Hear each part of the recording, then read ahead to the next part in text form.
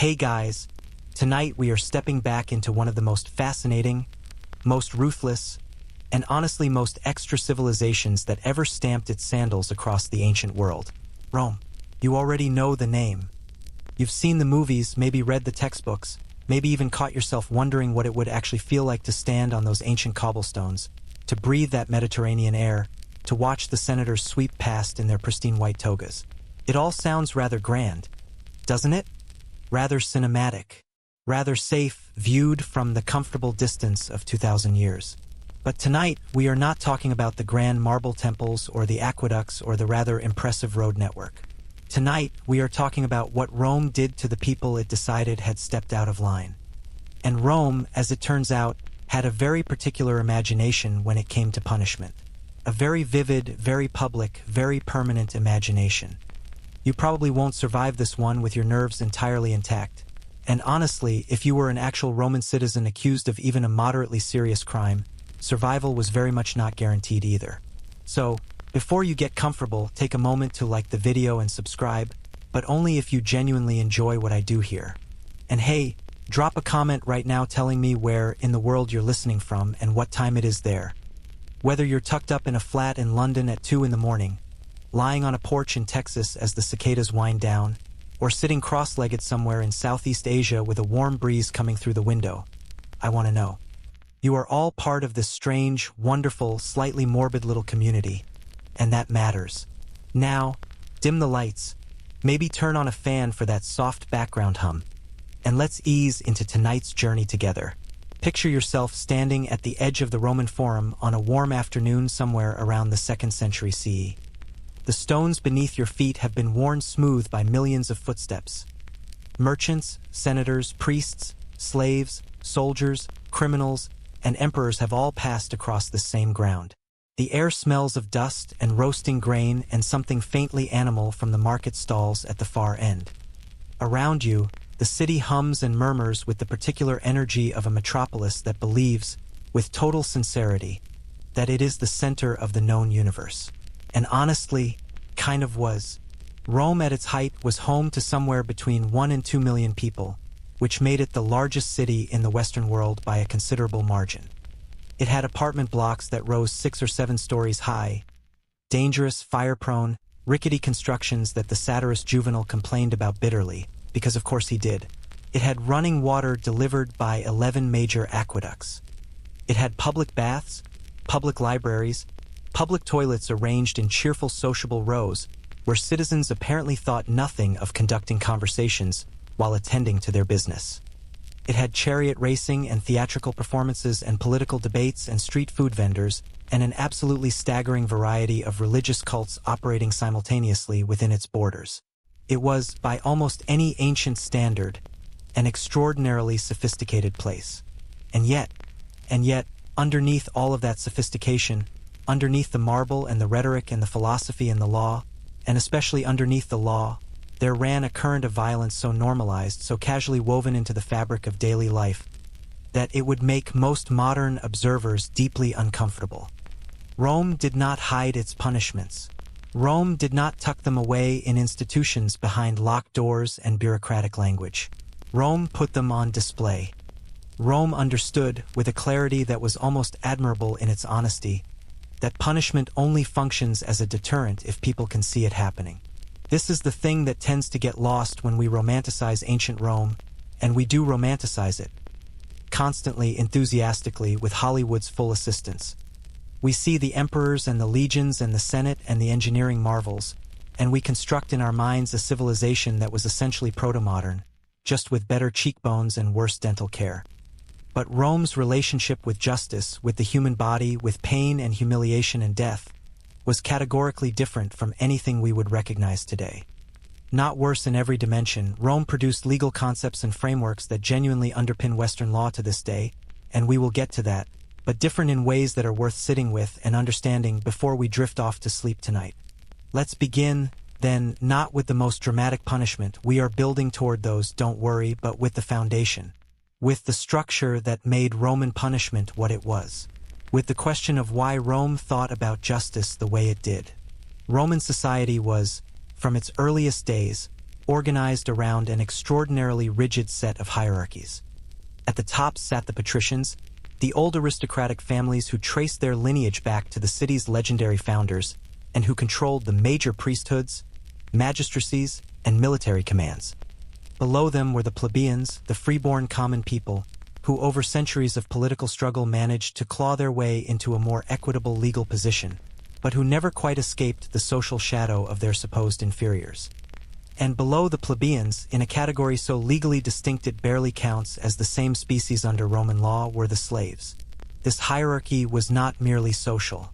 It was written into the law with absolute explicitness. Your status determined not just what rights you had, but what could be done to your body. A Roman citizen, a free man of standing, could not be flogged, or at least he was not supposed to be. A slave could be tortured simply for being present at a crime scene. A freedman, a formerly enslaved person who had been granted their freedom, occupied a strange middle ground with some protections but not all. These distinctions mattered enormously to the Romans, who were perhaps the most legally minded people who ever lived, and they mattered in the most visceral, physical, bodily sense imaginable. The Roman legal system that developed over roughly 900 years, from the early Republic through the height of empire, was in many ways impressively sophisticated. The 12 Tables, Rome's first written legal code, were produced around 450 BCE and represented a revolutionary attempt to make the law transparent and accessible, to prevent the patrician magistrates from simply making things up as they went. Over subsequent centuries, Roman jurisprudence developed concepts like the distinction between civil and criminal law, the rights of the accused to present a defense, the notion that intent mattered in determining guilt. Historians still argue whether the Roman legal system was genuinely committed to these principles or whether they functioned primarily as a sophisticated performance of fairness that masked the continued exercise of elite power. And honestly, both things were probably true at different times and in different courts. But here is the thing about Roman law that you need to hold in your mind as we move through this evening's journey. It existed in constant, dynamic tension with Roman values. And Roman values, the values of virtus, of manliness and courage and public dignity, of gravitas, of stern seriousness, of dignitas, of personal honor and public standing. Those values demanded that certain transgressions be met with responses that matched their severity. Rome did not do half measures when it felt its order was threatened. Rome did not write a sternly worded letter. The magistrates responsible for maintaining public order in Rome's streets were the aediles, who handled market regulations and public games and the general tidiness of the city, and the trasferi capitales, 3 elected officials whose specific job included overseeing arrests, managing the city prison, the Tullianum, a grim hole in the ground near the Forum, and supervising executions. These were not glamorous jobs by Roman standards. They were, in fact, considered somewhat tainted by the proximity to death and violence they required. But they were necessary. Every functioning city needs someone to do the unpleasant work of enforcement, and Rome was at least honest about the fact that such work existed. The lictors, those fasces-bearing attendants we will discuss in considerable detail in the next part of our story, were the most visible symbol of Roman magisterial power. When a magistrate of sufficient rank walked through the city, his lictors walked before him, clearing the path, announcing his authority, and carrying with them the instruments of punishment in plain sight. This was entirely deliberate. The fasces, that bundle of rods surrounding an axe, was not a hidden thing. It was a public declaration. I have the power to beat you. I have the power to execute you. And everyone who sees me pass knows it. That visibility, that radical transparency about the existence of state violence, is central to everything we will discuss tonight. Rome was not ashamed of its punishments. Rome was proud of them. Rome believed, with the conviction of a civilization that had conquered the Mediterranean world, that its system of justice was not just effective but righteous. That the punishments it administered were proportionate, deserved, and fundamentally necessary to the maintenance of the order that made civilization possible. Whether you agree with that assessment depends enormously on who you were in Roman society. If you were a wealthy male citizen with good political connections, Rome's justice system probably looked pretty reasonable most of the time. If you were a slave, a foreigner, a woman without powerful male relatives, or simply a poor man who crossed someone important, Rome's justice system probably looked like something considerably darker. There is a social geography to Roman punishment that we should acknowledge before we dive into the details. Certain punishments were for certain people. The summum supplicium, the most extreme forms of execution, were, at least in theory, reserved for the worst crimes and the lowest social classes. A Roman senator who committed treason might be sentenced to death, but he would typically be given the option to commit suicide first, which was considered a dignified and honorable exit. A slave who committed the same act, if a slave could be said to commit treason at all, which the law was somewhat vague about, had no such option, and the manner of their death would be considerably less clean. This evening, we are going to move through the full range of Roman punishment, from the formal and the legal to the spectacular and the bizarre. We are going to meet the lictors and their fasces, visit the Tarpeian Rock at twilight, climb inside the terrible poetry of the Pinna Cullii, watch the various methods of execution that Roman magistrates had at their disposal, step into the arena where condemnation became performance, understand the strange living death of exile and damnatio memoriae, descend into the torture chambers where the law demanded confession by pain, and finally emerge, somewhat blinking, into the long shadow that all of this cast across the centuries. Some of what we discuss tonight will be genuinely strange. Some of it will be darkly absurd in the way that only ancient history can be, where the distance of time turns horror into something you can almost find wryly amusing. Some of it will be unexpectedly familiar, in ways that are perhaps more unsettling than the strangeness. Rome is never entirely finished with us. Its fingerprints are on our law, our language, our architecture, our politics, our very concept of what justice is supposed to mean. To understand what Rome did to those it punished is to understand something important about the civilization we inherited from it. The parts we kept, the parts we revised, and the parts we quietly pretended were never there. So settle in. Let the weight of the day begin to lift from your shoulders. There is nothing you need to do tonight except listen and drift, and let 2,000 years of extraordinary, terrible, fascinating history wash over you like the warm tide of the Tyrrhenian Sea on a summer evening. The Rome you are about to enter is not the Rome of the postcards, but it is the real one. The first thing you notice, as you watch a senior Roman magistrate make his way through the forum on some official business, is not the magistrate himself. It is the men who walk before him.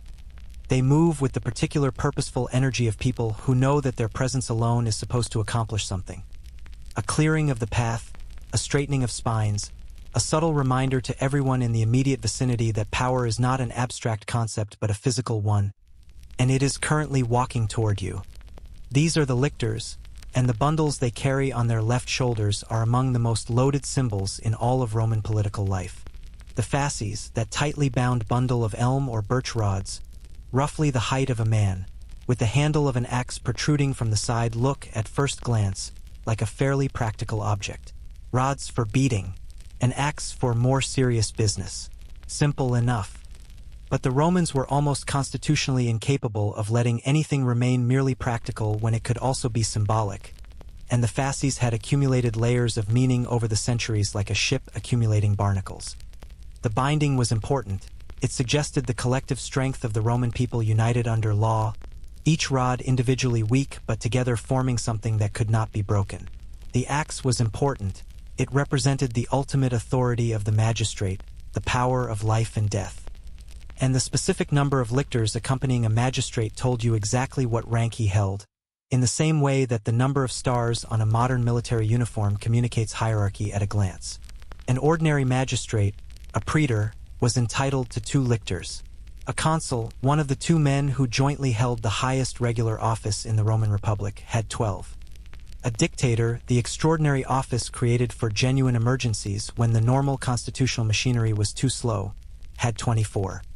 And just to make sure no one was confused about the seriousness of the occasion, the lictors of a dictator carried their fasces with the axe included even inside the city, whereas under normal circumstances, the axe was removed from the fasces within Rome's sacred boundary, the pomerium, as a concession to the theoretical rights of Roman citizens. The axe's presence or absence told you, wordlessly and immediately, exactly how much danger you were in. The lictor's job was more than ceremonial, though the ceremonial aspect was significant. They preceded the magistrate on foot, calling out warnings for people to clear the way. Make way, essentially, but in Latin and with considerably more gravitas. They kept crowds back. They managed the physical logistics of a powerful man moving through a dense urban environment. And when the magistrate needed to exercise his power of coercion, his coercitio, it was the lictors who carried out the physical act of punishment on his behalf. They were, in a very literal sense, the state's muscle. The most common punishment the lictors administered was flogging. This sounds almost mild compared to what we will discuss later, but it is worth pausing on it for a moment because flogging in the Roman context was not the relatively standardized punishment it became in later legal systems. Roman flogging existed on a spectrum. At the lighter end, you had the fustus, a simple beating with a rod or staff, the kind of thing a lictor might administer for a relatively minor breach, creating a public disturbance, failing to show proper respect to a magistrate, that sort of thing. This was humiliating and painful but survivable, and was sometimes administered on the spot, in public, as what we might call summary justice. More serious was the flagellum, a flogging with a proper whip, often leather, sometimes weighted with pieces of metal or bone. This was not a quick public slap on the wrist. This was a sustained, deliberate infliction of serious physical pain, and it could and did kill people. The flagellum was particularly associated with the punishment of slaves, and we will return to its role in that context. But it was also used in judicial proceedings for free persons accused of certain crimes, particularly when a magistrate of sufficient authority ordered it and the accused lacked the social status to claim exemption. The most extreme version of formal corporal punishment was verberatio, a severe flogging that could itself be a sentence, or could serve as a prelude to execution, a way of ensuring that the condemned arrived at their death already broken, already diminished, in a final act of humiliation that underscored the absolute power of the state over the body of the transgressor. Historians still argue whether verberatio and flagellatio were legally distinct categories with defined criteria or whether Roman magistrates exercised broad discretionary authority in determining the severity of corporal punishment, and the honest answer is probably that both formal distinctions and wide discretion coexisted in an untidy way, as legal systems generally do in practice. The fasces themselves, separate from their role as instruments of actual punishment, did a remarkable amount of work just by existing and being visible. Roman political culture was intensely theatrical, and the constant public display of the instruments of state violence was part of a deliberate performance of power. When you saw the lictors coming, you knew, viscerally, physically, that the magistrate behind them had the legal authority to hurt you. That knowledge shaped behavior in ways that the threat of a fine or a court summons simply could not. Rome understood something that political theorists have been articulating in academic language ever since, that legitimized violence, even when not exercised, functions as a constant regulator of social behavior simply through its visible presence. There is a wonderfully absurd quirk in the history of the fasces that is worth mentioning here, because it is exactly the kind of detail that makes Roman history simultaneously educational and slightly unhinged. When Roman magistrates entered the theater, the public theater, for dramatic performances, the lictors were supposed to lower their fasces as a mark of respect to the assembled people, acknowledging that in this context, the citizens were sovereign and the magistrate was their servant. One can only imagine the dignified awkwardness of a consul attempting to watch a comedy while his lictors stood around him with carefully lowered bundles of beating rods, everyone maintaining the polite fiction that they were all just regular people enjoying an afternoon out. The power embodied in the fasces was not merely physical either. It was constitutional. The Roman concept of imperium, the supreme authority to command, to govern, and to coerce, including the power of life and death, was inseparable from the visual presence of the fasces. When the Senate granted a general imperium for a military campaign, what they were conceptually doing was extending the bundle of rods and the axe to his authority. When a magistrate's term of office ended and his imperium lapsed, the fasces were symbolically taken away. The object and the authority were, in Roman thinking, the same thing. This is why the fasces have had such a remarkable afterlife in political symbolism, cropping up in unexpected places across the centuries. They appear on the Lincoln Memorial, on the walls of the United States House of Representatives, on old French franc coins, on the official seal of the United States Senate. They became, in the vocabulary of later civilizations that looked back at Rome with a mixture of admiration and wistful envy, a symbol of legitimate governmental authority. This worked fine for a long time, and then in the 20th century a certain Italian political movement decided to name itself after the fasces, fascismo, fascism, and suddenly everyone who had been cheerfully decorating their civic buildings with the things had a small awkward problem. The fasces on the Lincoln Memorial are still there. The National Park Service has a somewhat carefully worded explanation about them. But back to Rome and back to the specific question of who got beaten and for what. The principle of ius coercitionis, the magistrate's right of coercion, was theoretically broad but practically constrained by a patchwork of protections, exemptions, and political realities. A Roman citizen had, in theory, the right of provocatio ad populum, the right to appeal to the popular assembly against a magistrate's sentence, particularly a capital sentence. This right, which appears in the historical tradition as being established very early in the Republic, is one of the foundations of Roman civil liberty and appears in various forms across multiple centuries of Roman legal development. The Lex Valeria of 509 BCE, the Lex Portia of around 198 BCE, and subsequent legislation all reinforced and extended the principle that a Roman citizen could not simply be beaten or executed at a magistrate's discretion without some form of due process. In practice, of course, the gap between theory and application was substantial. A poor Roman citizen without powerful friends, accused of a crime before a magistrate who had already made up his mind, was in a considerably weaker position than the law's text might suggest. A Roman citizen who was also a slave, which is not a contradiction, since slaves could technically be citizens in some circumstances, though this was rare, was in a worse position still. And as Rome's empire expanded and the citizen body grew to include millions of people across the Mediterranean world, the practical meaning of citizenship became increasingly variable and the protections it theoretically conferred increasingly unevenly applied. The lictors and their fasces operated at the formal, official end of Roman punishment. They were state agents acting under legal authority, bound by at least the forms of due process. But Rome also had a long tradition of what we might call informal violence, which was in some ways more frightening precisely because it operated outside even the limited procedural protections of the formal system. The Roman practice of mob justice, crowds taking punishment into their own hands, often with the tacit approval of the authorities, was not unusual. Thieves caught in the act could be subjected to immediate collective punishment. Informers, delators, who were despised figures in Roman society, occasionally found themselves on the receiving end of spontaneous public violence. And in the slave quarters of the great households and agricultural estates, violence was simply a constant ambient presence, administered by overseers with broad discretionary power and almost no oversight. There is something worth noting about the emotional register of Roman attitudes toward corporal punishment, because it differs in interesting ways from modern frameworks. Romans generally did not regard physical pain as intrinsically shameful or degrading in all contexts.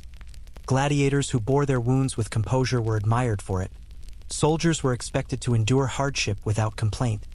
And Stoic philosophy had a great deal to say about the irrelevance of physical discomfort to the genuinely virtuous person. What made flogging and other corporal punishments punishing in the Roman social framework was not primarily the pain but the public humiliation, the loss of dignitas, the demonstration that you had been reduced to the status of someone whose body was subject to another's will. This is why the exemption of citizens from certain forms of corporal punishment was so important. Not because Romans were naively squeamish about pain, but because being flogged like a slave was a statement about your social identity, a reclassification of your status, that went far beyond the physical experience. A Roman of good standing who was subjected to the fasces without due process was not just being hurt. He was being publicly declared to be something less than he was. And in a society where status was everything, where your right to wear certain colors, to sit in certain sections of the theater, to be addressed by certain titles, to have your word taken seriously in court, all depended on your social classification, that declaration was catastrophic. The lictors, then, walking before their magistrate in the warm Roman afternoon, bundles on shoulders, sandals clicking on the ancient stones. They are not just a curiosity from a dead civilization. They are a vivid illustration of something that every functioning society has to figure out: how to make the existence of state violence visible enough to regulate behavior while managing the social and political costs of that visibility. Rome's answer was to put it right out front, to make it literal and physical and impossible to ignore. Whether that was wisdom or brutality or both simultaneously is, perhaps, A question worth sitting with as you let your eyes grow heavy and the day's tensions begin, gently, to dissolve. The rods have been shouldered. The magistrate has passed. The crowd exhales. Now let's climb a little higher. There is a particular spot on the southwestern corner of the Capitoline Hill in Rome where, if you visit today, you will find a pleasant enough overlook with a view across the city. Tourists photograph it. Pigeons investigate the stonework with their characteristic air of professional boredom. There are informational plaques. It is, by the standards of modern urban landmarks, entirely unremarkable, the kind of place you might pause for 30 seconds before moving on to something with a gift shop.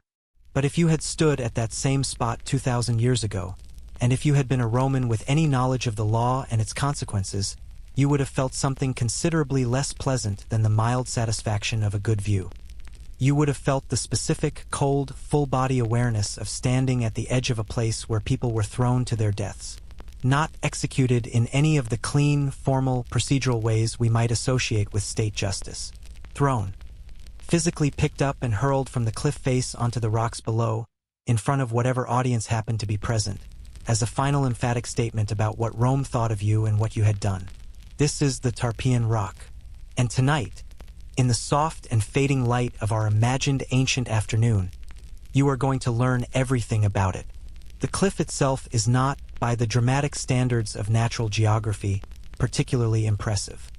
The drop is somewhere between 25 and 40 feet depending on which ancient source you consult and how much faith you place in their measurements, which is to say it varies enough that historians have spent considerable energy debating the exact topography of the Capitoline Hill in antiquity.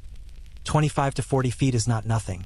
It is more than enough to kill a person, especially if the rocks at the bottom are doing their job, but it is not the kind of vertiginous plunge that the phrase "thrown from a cliff" might conjure in your imagination. The Tarpeian Rock was not the Grand Canyon. It was a feature of an urban hillside in a Mediterranean city, and its power came not from its physical scale but from its history, its visibility, and the particular category of crimes for which it was reserved. Because the Tarpeian Rock was not for ordinary criminals. Ordinary criminals had other destinations waiting for them, which we will visit in due course. The Tarpeian Rock was specifically associated with treason, with betrayal of Rome itself, with the crimes that struck at the foundations of the state rather than merely at individual persons or property. Traitors went off the Tarpeian Rock. People who had committed perjury in legal proceedings went off the Tarpeian Rock. Slaves found to have violated certain sacred trusts went off the Tarpeian Rock. And in the earlier, harsher centuries of the Republic, the category of offenses that qualified was interpreted fairly broadly by magistrates who were not particularly inclined toward leniency. The name, as with so many things in Roman tradition, comes wrapped in a story that is almost certainly more legend than history, but is so perfectly constructed that it has survived 2.5 millennia and shows no signs of going anywhere.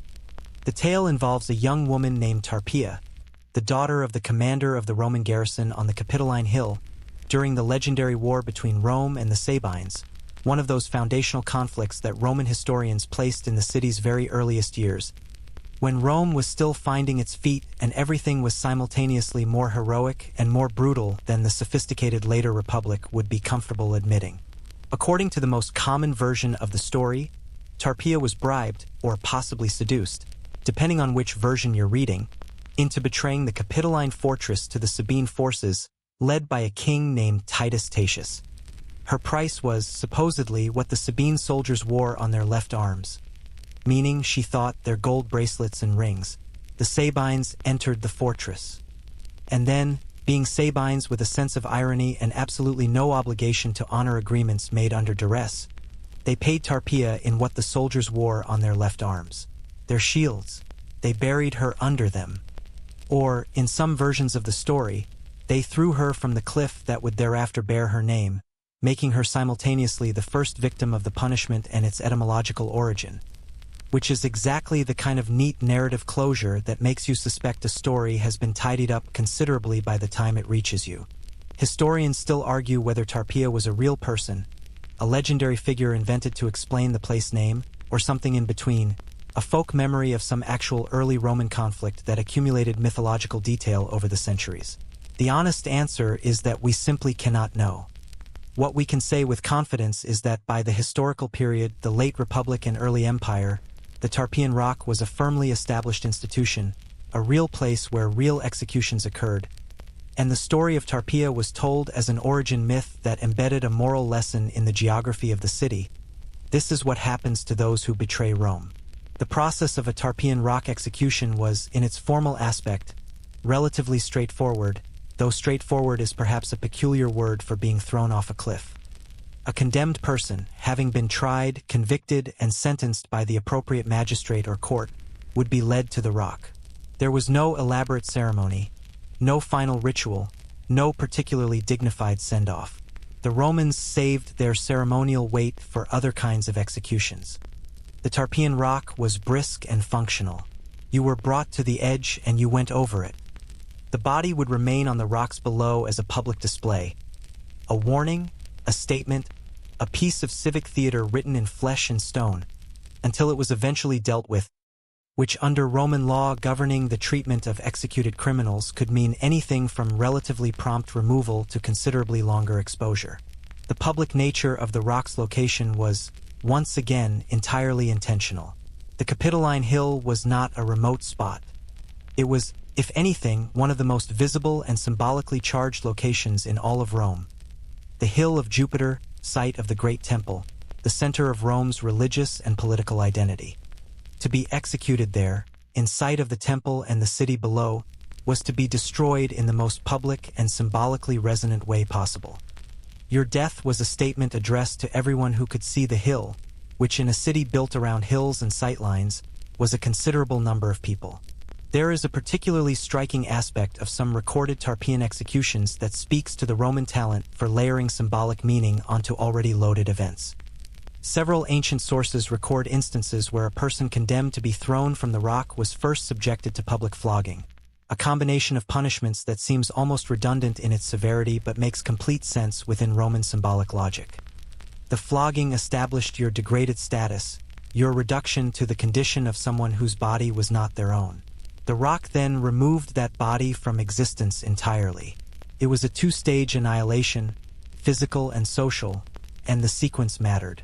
One of the most famous individual cases associated with the Tarpeian Rock, though it sits in that somewhat hazy territory between documented history and exemplary legend that characterizes much of Rome's early Republican period, is the story of Marcus Manlius Capitolinus. Manlius was a patrician hero who had, according to tradition, saved the Capitoline fortress during the Gallic sack of Rome around 390 BCE by waking to the honking of the sacred geese of Juno when the Gauls attempted a night assault. This is, incidentally, one of those details of ancient history that becomes funnier the more you think about it. The city of Rome, the great military power, saved at a critical moment by geese. The Romans were entirely serious about this and honored the geese accordingly for generations afterward, which is charming. Manlius, however, subsequently went into politics, and Roman politics being what they were, things went sideways. He apparently began championing the cause of the poor citizens who were being crushed by debt, a genuinely serious social problem in the early Republic, and doing so with enough populist energy that the Senate decided he was angling for tyrannical power. He was tried, convicted of aiming at kingship, which was about the worst thing you could accuse a Roman of in the Republic period, and thrown from the Tarpeian Rock.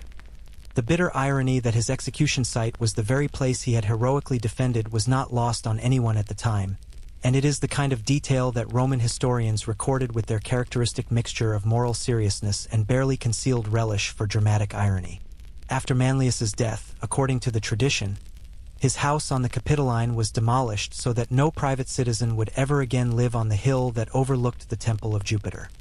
The location itself was thereafter remembered by his name as a warning, Manlius's Cliff, sometimes called a monument to the particular Roman conviction that even heroes could become enemies of the state, and that Rome's patience for ambition that overreached itself was strictly limited. The rock also makes appearances in later Roman history during some of the more turbulent periods of the late Republic and early Empire, when the pace of political violence accelerated considerably and the definition of treason expanded with it. Informers, those delators we mentioned earlier, who made careers out of denouncing others to the authorities, often for a share of the condemned's confiscated property, were themselves occasionally popular targets for Tarpeian justice when political winds shifted. There is a certain rough satisfaction in the historical record's occasional note that a man who had sent others to the rock eventually made the trip himself. The quirky detail that history has preserved about the Tarpeian Rock, and which is exactly the kind of thing that you would never anticipate, is its relationship to another Roman institution, the Ludi Romani, the great public games held in honor of Jupiter every September. The Capitoline Hill was the ritual heart of these celebrations, and the juxtaposition of festive religious ceremony with an execution cliff on the same hill was apparently not something that troubled the Roman religious imagination significantly. The Romans were remarkably comfortable with the coexistence of celebration and death in close physical proximity. The arena would make this even more explicit, and we will get there. But there is something particularly striking about the fact that the same hill where priests offered sacrifices and citizens prayed and athletes competed was also the hill where traitors met their end on the rocks below. Sacred space and lethal space overlapping. As the Republic gave way to the Empire, the Tarpeian Rock continued to function, though its use appears to have become somewhat less frequent as other mechanisms of state violence became more elaborate and more institutionalized. The great executions of the imperial period tended toward more theatrical venues. But the rock never entirely lost its symbolic charge, and references to it crop up throughout imperial literature as a shorthand for ultimate disgrace, for the fate that awaited those who betrayed the foundations of Roman order. If you stand at that overlook today in the warm Roman afternoon, and you look out over the city, the domes and the ruins and the traffic and the thousand layers of civilization piled on top of each other like geological strata, it is possible, if you let your imagination work, to feel something of what it meant. Not the physical experience which we are safely removed from by the centuries, but the concept, the idea of a city that built its execution site into its most sacred hill, that made betrayal's consequence literally visible from the center of power. Rome was very good at that kind of statement.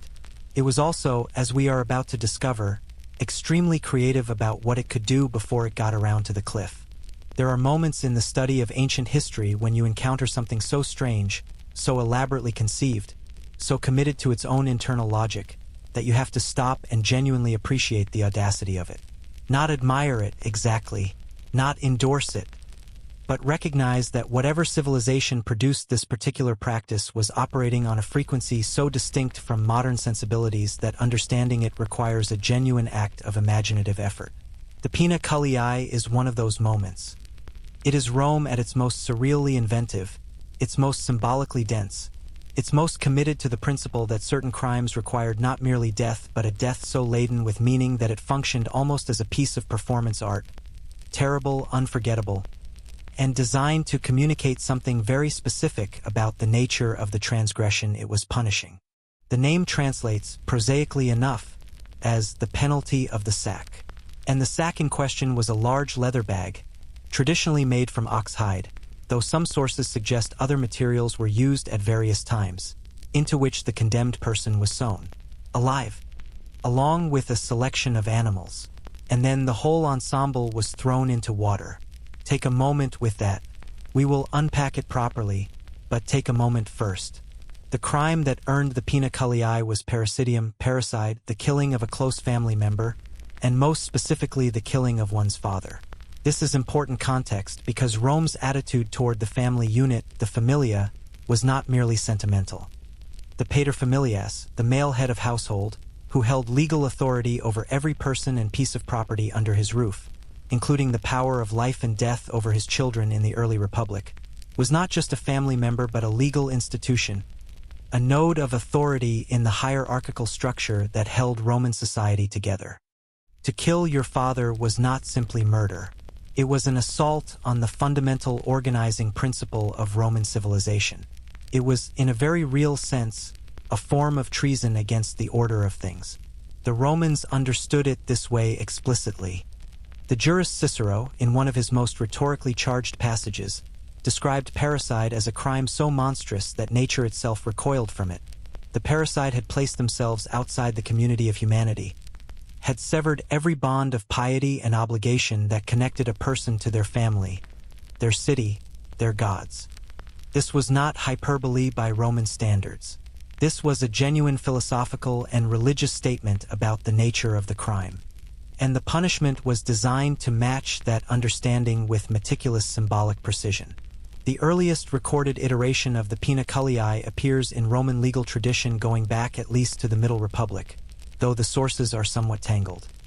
What we know with reasonable confidence is that by the late Republic, the punishment had a fixed, recognized form, and that the jurist and orator Cicero describes something very close to the classical version in his speech Pro Ratio Amerino, delivered in 80 BCE, a defense of a man accused of exactly this crime, which gives us a remarkable window into how Romans talked about the punishment even when arguing against its application. Cicero's description is not detached or academic. He deploys the horror of the pena culiae rhetorically, using its extremity to argue that it would be monstrous to apply it to an innocent man, which is itself revealing. The punishment was so severe that Cicero could use its very existence as a rhetorical lever. The classical form of the pena culiae, as described by various legal and literary sources, went something like this. The condemned parricide was first subjected to a series of preliminary rituals that were themselves profoundly degrading and symbolically charged. Their head was covered with a bag of wolf skin. They were beaten with rods, remember our lictors and their fasces, inside the prison. They were then sewn into the leather sack, which is where the animals enter the story. The specific animals varied somewhat between sources. The most commonly cited list includes a dog, a rooster, a viper, and an ape. For animals, for symbolic associations, each chosen with what appears to be deliberate allegorical intent. The dog, in Roman thought, was associated with shamelessness and unclean appetite. The Latin canis, dog, was one of the standard Roman insults for a person of degraded character. The rooster represented aggression and the perversion of domestic order. The viper carried specific mythological weight. It was believed in antiquity that viper offspring killed their mother in the process of birth, making it a symbol of the ultimate family betrayal. And the ape, this is the detail that makes people pause, was understood by the Romans as a kind of grotesque parody of human form, a creature that resembled humanity without being fully human, and its presence in the sack suggested that the parricide had forfeited their claim to human status entirely. The whole package was then thrown into a river, or into the sea if available. The Tiber was a practical choice in Rome itself. In coastal or riverine provinces, local geography determined the details. The water aspect added its own layer of meaning. Roman religious thought placed considerable importance on proper burial and the rites of passage that allowed the dead to enter the underworld. A person drowned in a sack and sinking into the river was denied burial. Their spirit, in Roman religious understanding, would wander without rest, unable to cross into the realm of the dead, condemned to a kind of liminal existence that matched the nature of their crime. They had disordered the natural hierarchy in life, and so they were denied the natural order of death. The punishment followed them past the threshold of life itself. There is also a fascinating element of sensory isolation in the pena culiae that the Roman sources occasionally gesture toward and that later legal commentators made more explicit. Sewn into the sack with the animals, the condemned person experienced their death in complete darkness, unable to see the sky or the sun or any human face, cut off from the world of the living even while still breathing. The water rushing in through the leather would be cold. The animals would be terrified and violent. The whole experience was designed to be as disorienting and as complete a rupture from human experience as it was possible to engineer. You had chosen to destroy the bonds of family and nature, and so you were removed from nature and from family and from everything human, and you died in the company of creatures that were themselves symbolic of your crime. Historians still argue whether the pena culiae was applied frequently or whether it was primarily a theoretical punishment, present in the law books, invoked in rhetoric, but rarely actually carried out in full form. The evidence suggests that actual documented applications were not common, though they were not unknown. The Emperor Hadrian apparently restricted its use and expressed skepticism about its appropriateness as a regular judicial tool. The Emperor Constantine, writing in the 4th century CE, issued a remarkably detailed rescript specifying the exact form of the punishment. Dog, rooster, viper, and ape all explicitly mentioned, which suggests either that he was standardizing an existing practice or that he was reviving one that had fallen into disuse, depending on which scholar you ask. The detail about Constantine is interesting for another reason. Constantine was, of course, the emperor who legalized Christianity within the Roman Empire and eventually converted to it himself, a transformation of enormous historical consequence. The fact that this same emperor issued a detailed specification for an execution method involving a man sewn into a sack with a selection of symbolic animals and thrown into a river is one of those historical juxtapositions that resists easy narrative. History is rarely as tidily thematic as we would like it to be. Constantine could simultaneously be a genuine religious revolutionary and a Roman emperor who thought the Pena Cullii was a reasonable thing to put in a legal document. There is one more aspect of the Pena Cullii worth dwelling on, because it illuminates something important about how the Romans thought about punishment and its relationship to the body of the condemned. The preliminary rituals, the wolfskin cap, the beating with rods, were not incidental. They were part of a systematic process of stripping the condemned person of their human identity. The wolfskin connected them symbolically to the wild and savage. The beating replicated the punishment of slaves. The sack removed them from human sight. The animals denied them human company in death. Step by step, ritual by ritual, the parricide was unmade as a person, reclassified from human to something else, before they were physically destroyed. This logic, that certain crimes so fundamentally violated the categories of human civilization that the perpetrator had to be symbolically reclassified before they could be properly dealt with, is one of the darker threads that runs through the history of punishment across many cultures and many centuries. Rome articulated it with particular vividness and precision, but the underlying impulse appears with uncomfortable regularity in legal and social history, the idea that the worst criminals are not really people in the full sense, and that this reclassification both justifies and requires a different kind of response than ordinary justice demands. The Pena Cullii also had a peculiar afterlife in Roman legal writing that speaks to the scholarly and almost obsessively systematic nature of Roman jurisprudence. The great legal compilers of the later empire, the jurists whose work was eventually gathered into Justinian's Corpus Juris Civilis in the 6th century CE, the foundational document of much of Western legal tradition, included detailed discussions of the Pena Cullii, who it applied to, whether it extended to relatives other than the father, whether a woman who killed her husband could be subjected to it, whether the animals could be substituted if unavailable. This kind of systematic analysis of a punishment involving sacking a person with a viper and an ape speaks to the Roman legal mind's remarkable capacity to approach almost any subject with deadpan professional thoroughness. The question of who exactly counted as a family member for purposes of parricidium was, in fact, a genuine area of legal debate. The original scope covered only the killing of one's father, but over time the definition expanded to include mothers, grandparents, children, siblings, patrons, and in some interpretations even more distant relatives. Each expansion was debated, argued over, written into law, and then debated again by later jurists who found the earlier decisions insufficiently precise.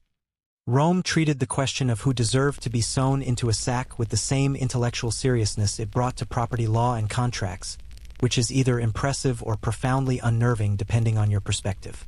The Pena Cullii did not survive into the medieval period as a practiced punishment, though it survived in legal texts. As Rome's empire fragmented and transformed, the elaborate symbolic machinery of Roman capital punishment gradually gave way to simpler, less philosophically loaded forms of execution. Hanging, beheading, burning, methods that reflected different social and religious frameworks for understanding the relationship between crime, punishment, and the human body. The animals were not retained. The sack was not retained. What was retained was the underlying principle that certain crimes demanded a response that went beyond mere death, that the manner of dying should communicate something about the nature of the transgression.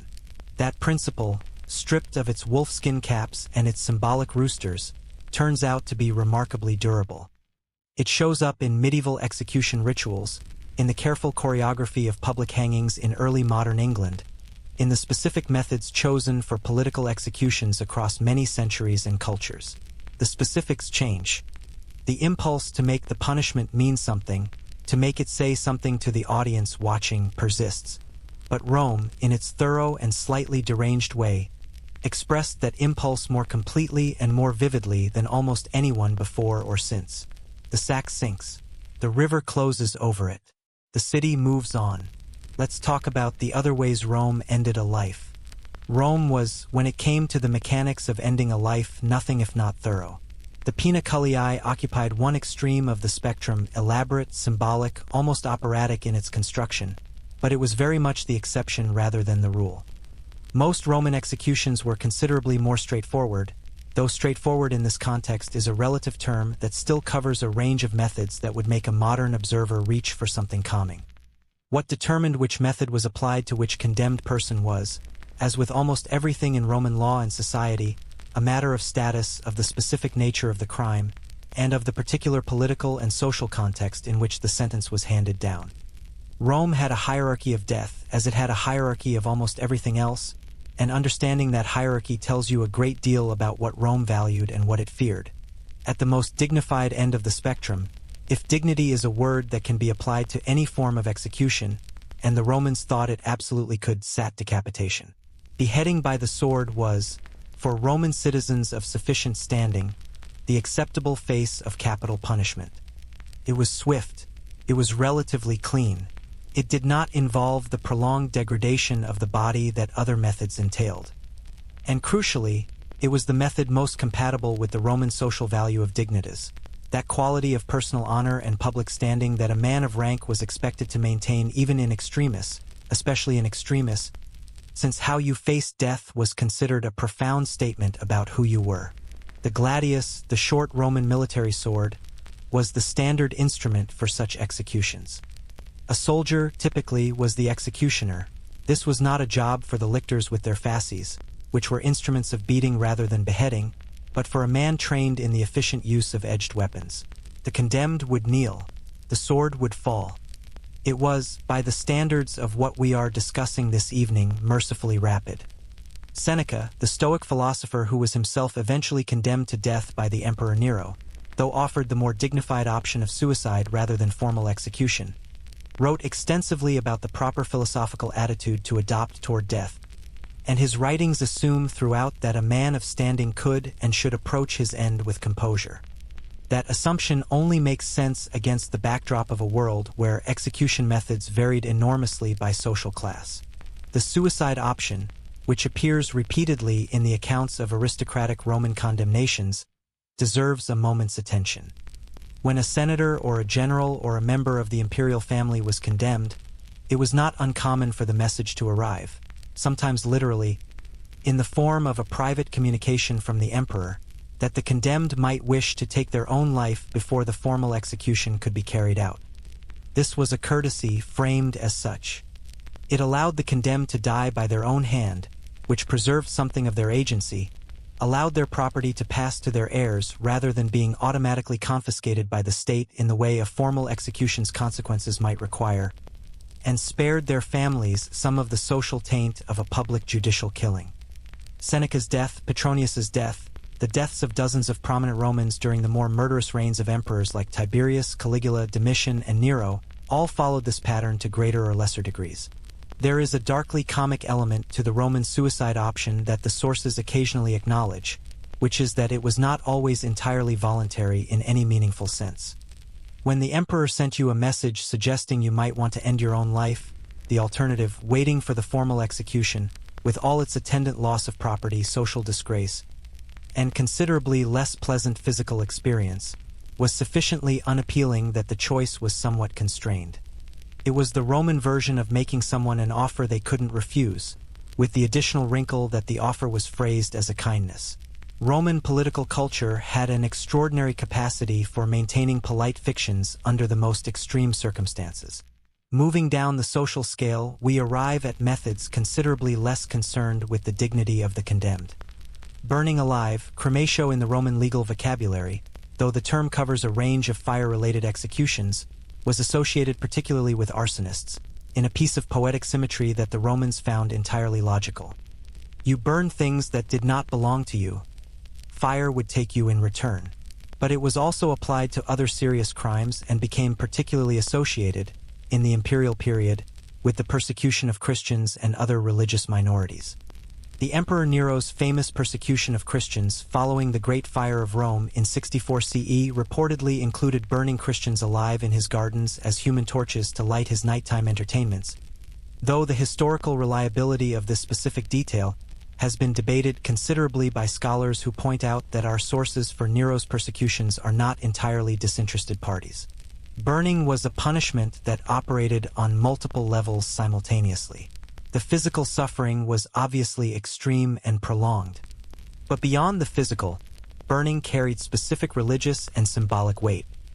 It destroyed the body completely, denying the possibility of proper burial and the funerary rites that Romans considered essential for the peaceful passage of the dead into the underworld. To be burned was to be erased.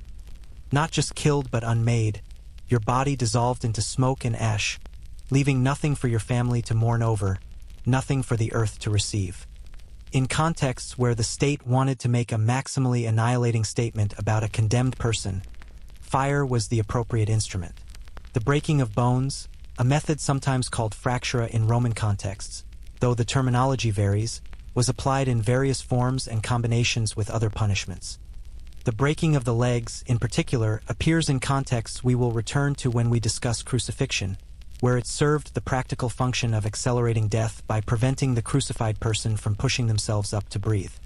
But bone breaking also appears as a standalone punishment in certain contexts, particularly for slaves and lower-status free persons convicted of violent crimes. The Romans had a specific term, os fractum, for the broken bone as a legal consequence, and their medical writers, Celsus, Galen, were quite familiar with the patterns of injury that judicial violence produced, which tells you something about the intersection of medicine and punishment in the Roman world. Then there is crucifixion. And here we need to pause because crucifixion occupies a unique place in the history of Roman punishment. Unique not because it was the most common method, which it was not, but because of the extraordinary weight of subsequent history that has accumulated around it and the way that weight both illuminates and distorts our understanding of what it actually was in the Roman context. Crucifixion was, first and foremost, a slave punishment. This is the foundational fact that the Roman sources are entirely explicit about. Crux servilis, the slave's cross.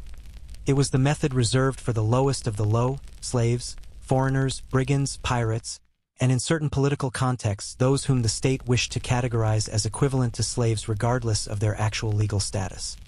The Roman orator Cicero, in a passage that has been quoted countless times in the centuries since, describes crucifixion as the most extreme and terrible of all punishments, and specifies that the very word crux, cross, should never pass the lips or enter the thoughts of a Roman citizen.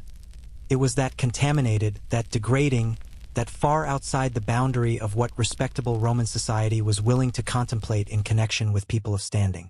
This social stigma explains something that students of Roman history sometimes find puzzling: the relative rarity of detailed Roman descriptions of the crucifixion process itself.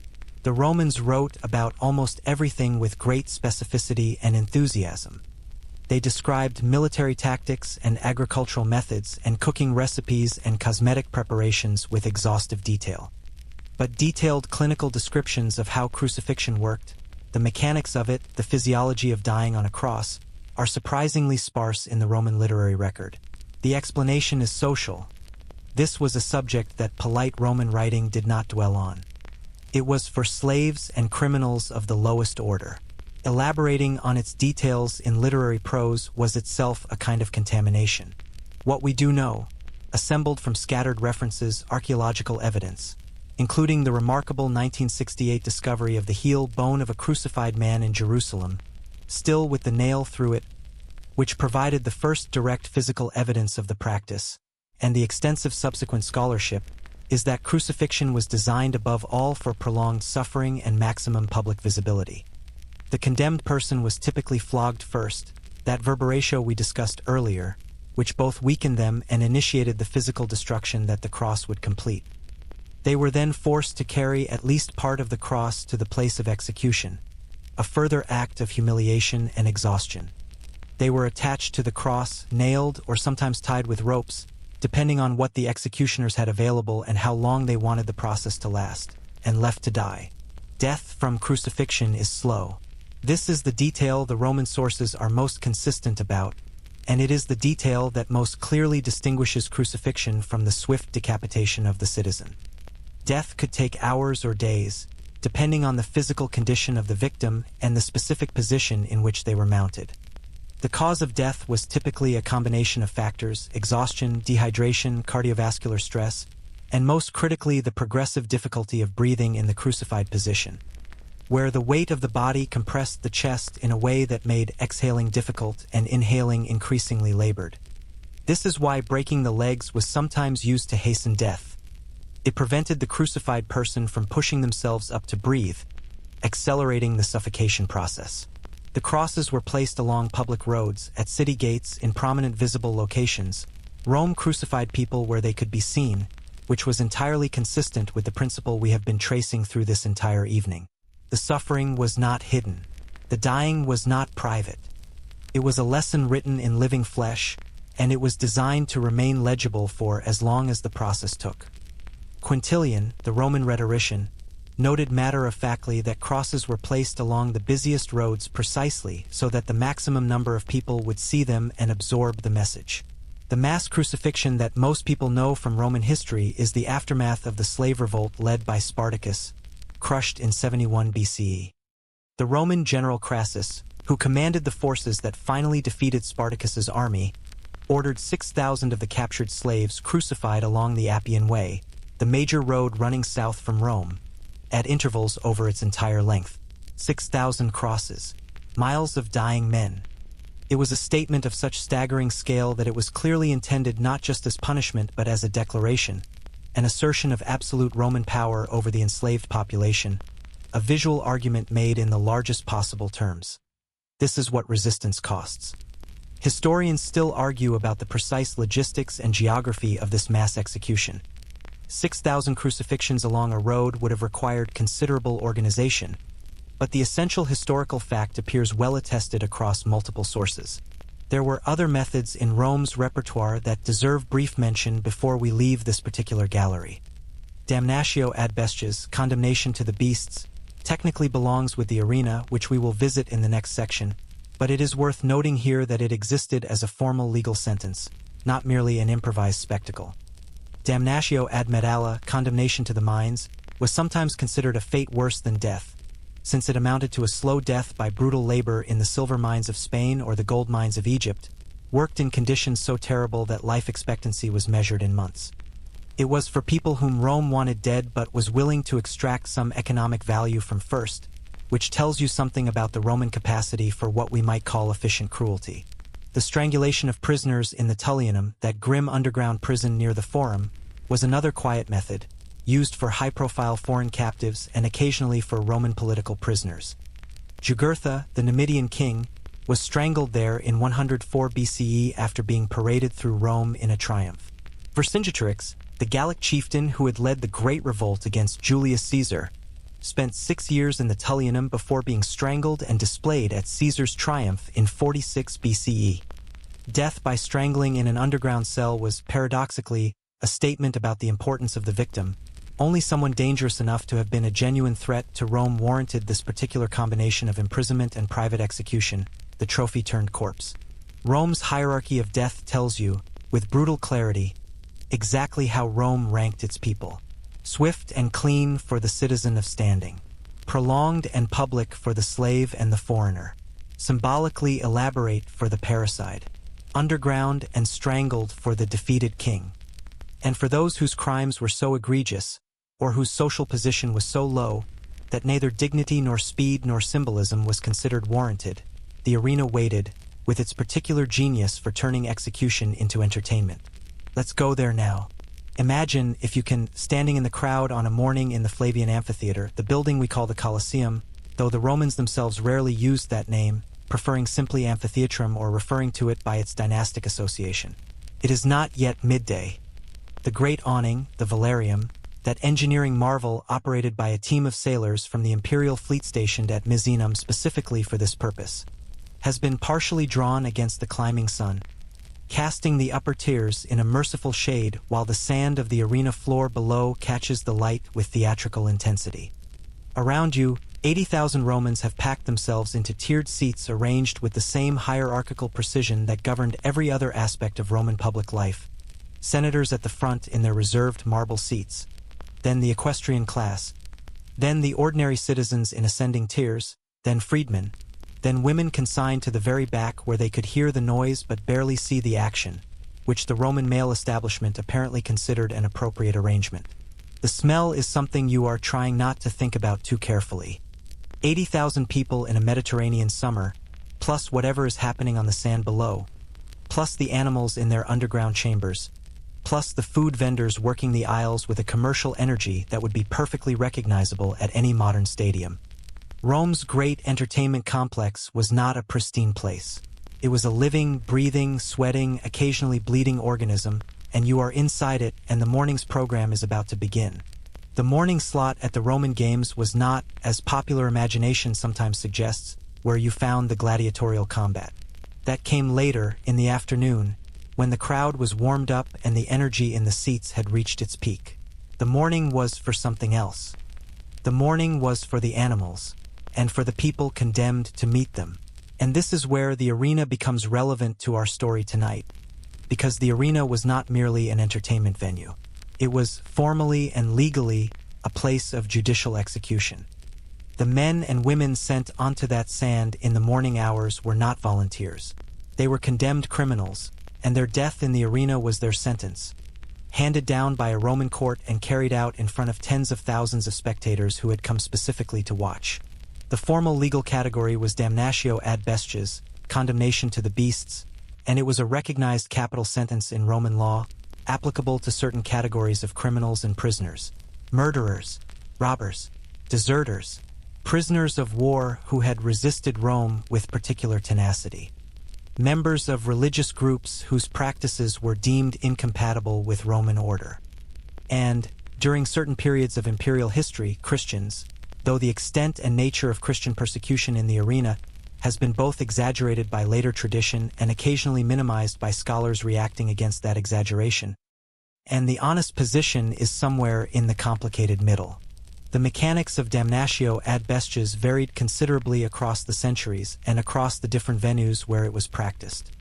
At the largest and most elaborate end, you had the Colosseum itself, where the underground chambers, the hypogeum, that extraordinary network of tunnels and lifts and animal pens beneath the arena floor, were engineered to deliver animals and condemned persons to the sand with theatrical suddenness. Trapdoors, hydraulic lifts, ramps that could be opened without warning. The whole apparatus was designed for dramatic effect, because the Romans understood that execution as public spectacle needed to be managed with the same attention to pacing and surprise that any theatrical production required. You did not simply walk a condemned man onto the sand and wave a lion at him. You created an experience. You managed the crowd's anticipation and its release.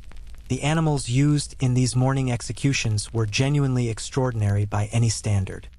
Rome's empire gave it access to the full range of the ancient world's megafauna, and Roman venators, animal hunters working the frontiers of the empire, supplied a steady stream of lions, leopards, bears, crocodiles, rhinoceroses, hippopotamuses, ostriches, elephants, and whatever else the editors of the games thought would produce the desired effect in the seats.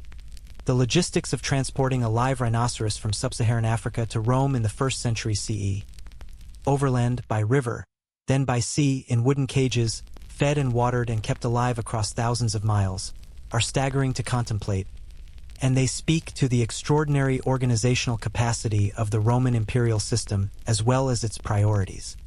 Rome could move an army across Europe and a rhinoceros across the Mediterranean with equal logistical efficiency, and it considered both operations roughly comparably important.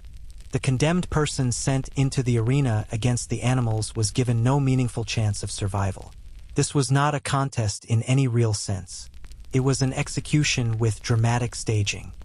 Occasionally the condemned were given rudimentary weapons, a spear, perhaps, or a knife, not because Rome expected them to win, but because the crowd found it more interesting to watch if the victim could at least make some attempt at defense. The struggle made better theater.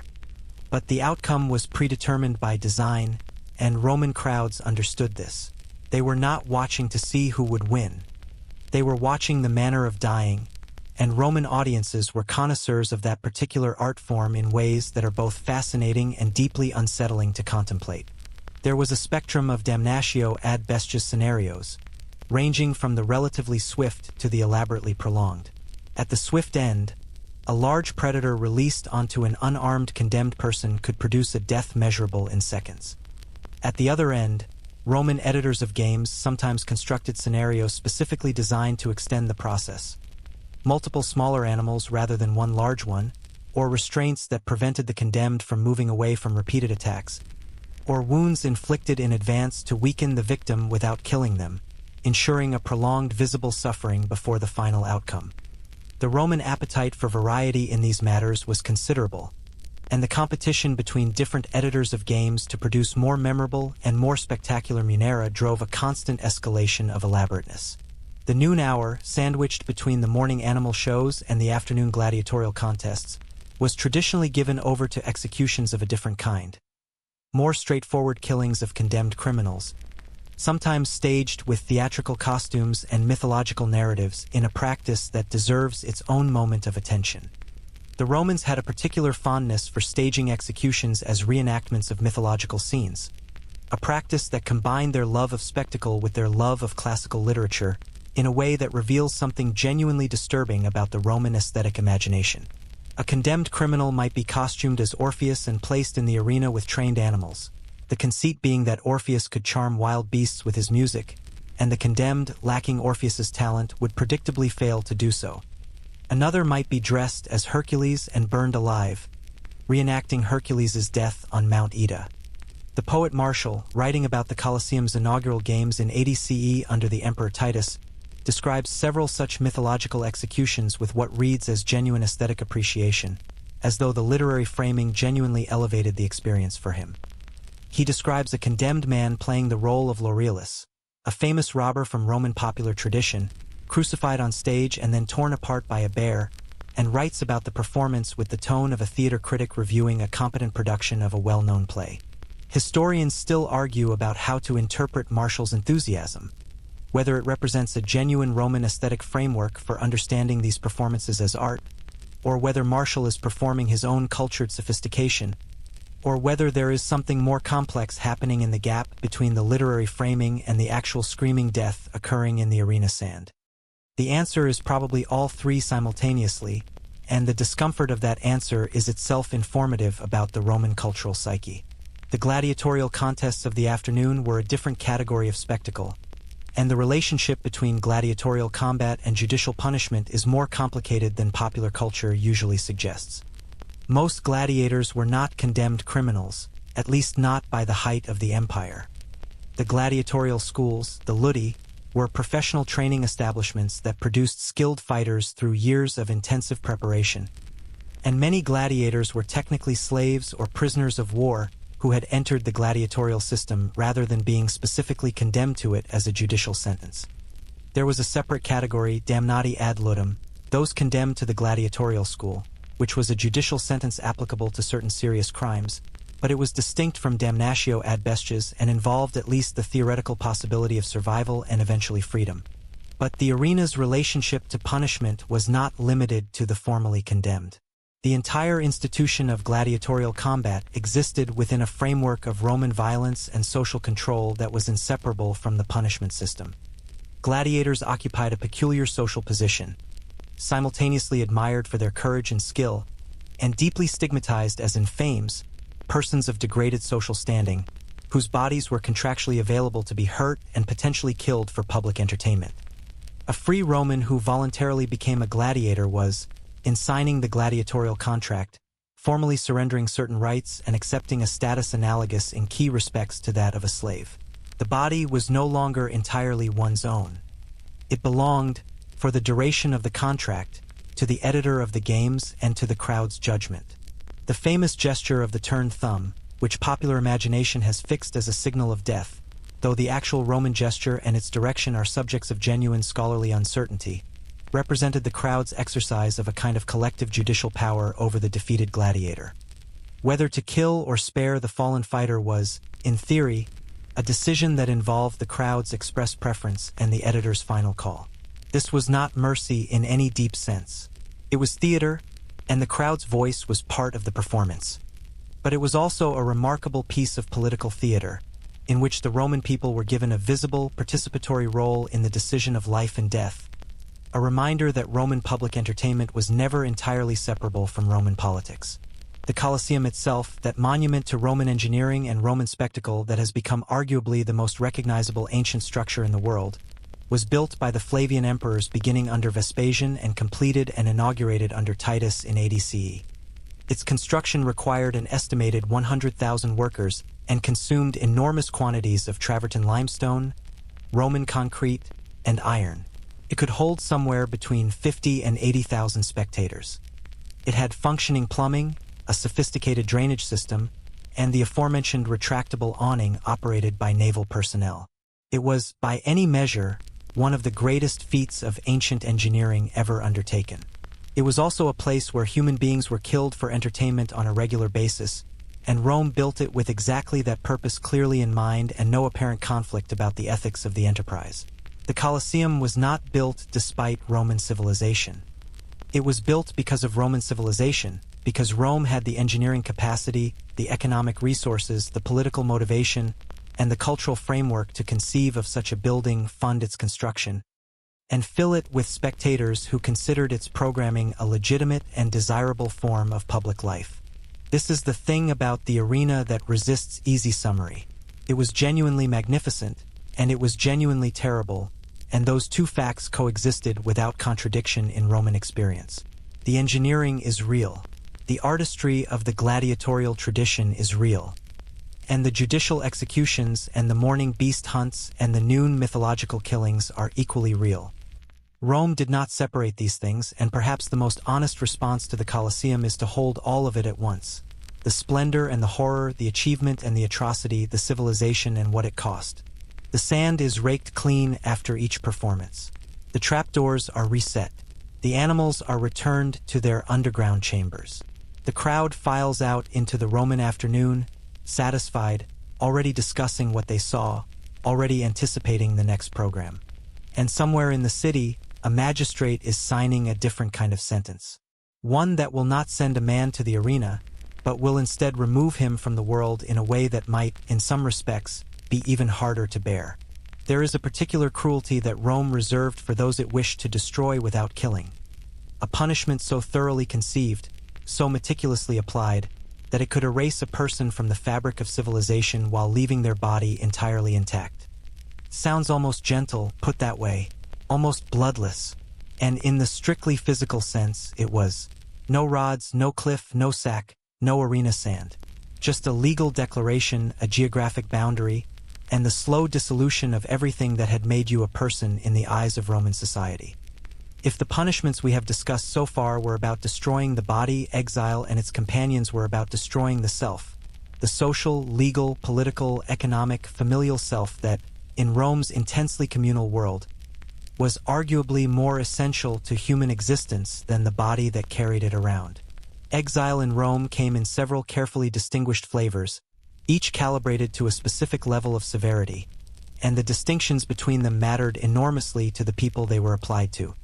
Understanding them requires understanding something fundamental about Roman legal identity, that being a Roman citizen was not merely a matter of residence or birth, but a bundle of specific legal rights, privileges, and relationships that could be surgically removed, partially or entirely, by the appropriate judicial authority. The lightest form of compulsory removal from Rome was simple relegatio. Relegation, we might translate it, though the English word captures only a fraction of the weight of the Latin.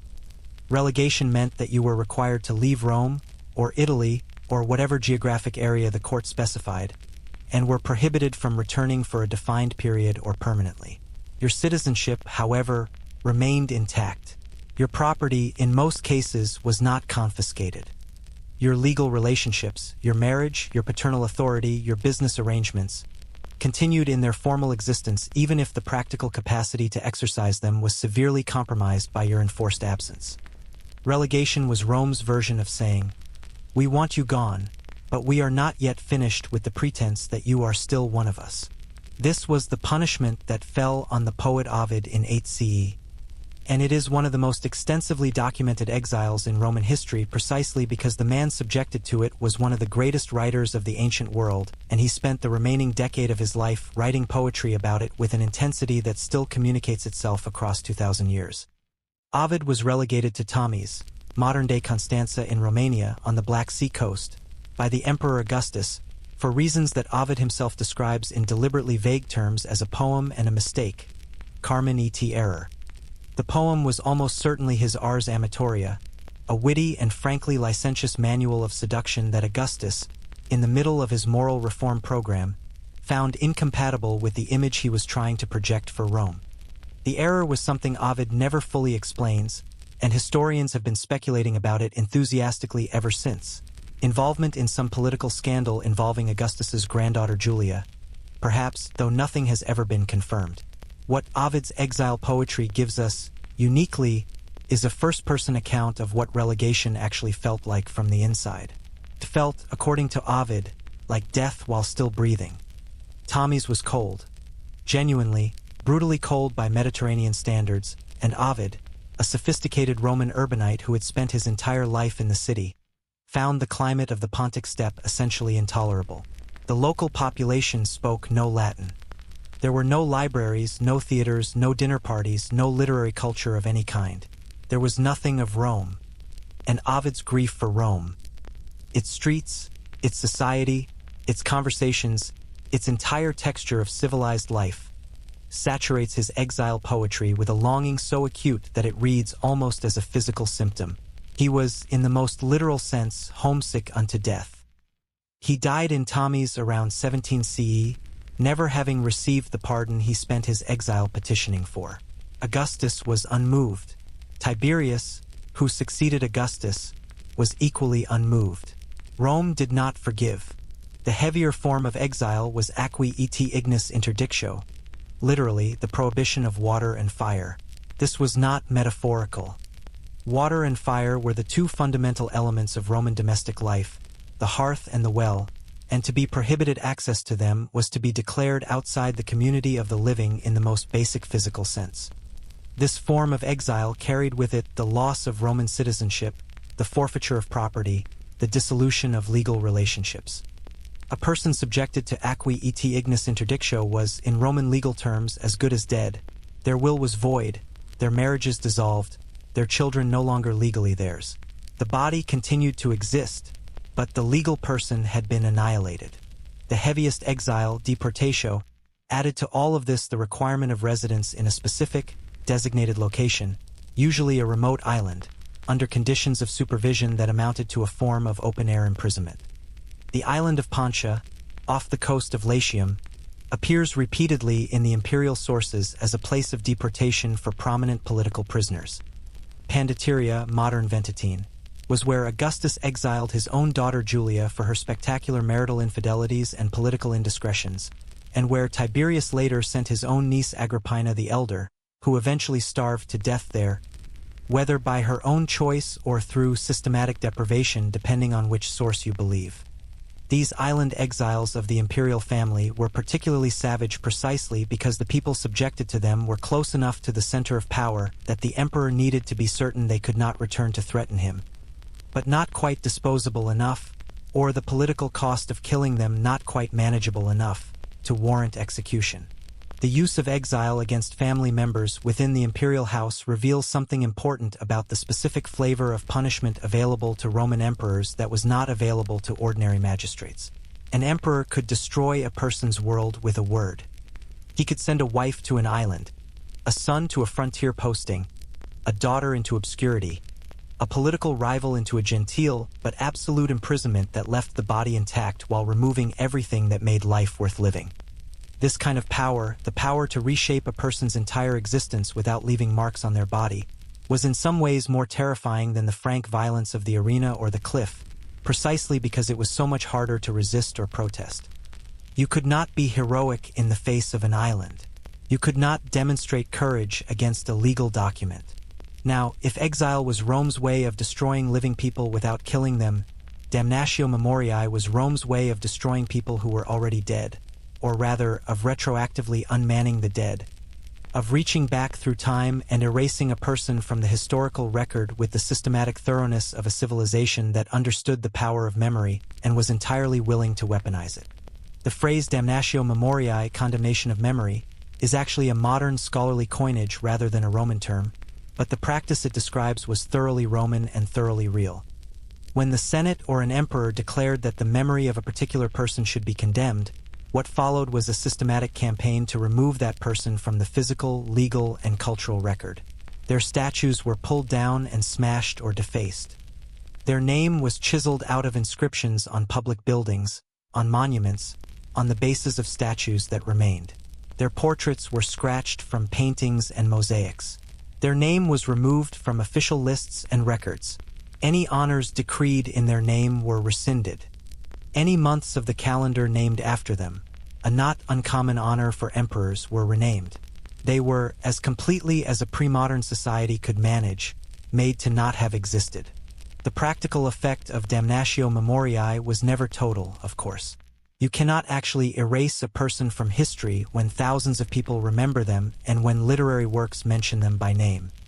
The Roman practice of damnatio produced, paradoxically, some of the best documented individuals in Roman history, because the gaps in the record, the chiseled-out names, the defaced portraits, the turned-around statues, became themselves a form of documentation, marking the absence of the condemned with a kind of negative visibility. We know about the damnatio of the Emperor Domitian, decreed by the Senate after his assassination in 96 CE, partly because of all the places his name has been carefully removed, which is its own kind of monument to him. The most extensively documented case of damnatio memoriae in the imperial period is probably that of Geta, the younger son of the Emperor Septimius Severus, who was murdered by his brother Caracalla in 211 CE, reportedly in their mother's arms, which adds a layer of domestic horror to what was already a straightforwardly terrible act. Caracalla then proceeded to have Geta condemned, his name removed from inscriptions across the empire, his image excised from portraits including the famous Severan family tonda that survives in Alexandria with a clearly visible circular smear where Geta's face once was. 20,000 people who had supported or were suspected of supporting Geta were reportedly executed in the aftermath. The thoroughness and the scale of this damnatio were extraordinary even by imperial standards, driven by Caracalla's apparent need to not just eliminate his brother but to unmake him entirely.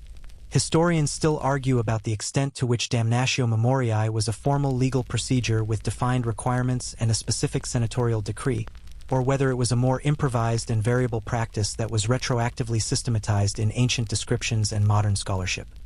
The evidence suggests that both formal and informal versions existed, that the Senate could officially decree a condemnation of memory, and that emperors could also effectively accomplish the same thing through administrative orders without a formal decree, and that sometimes the erasure happened through popular enthusiasm without any official direction at all.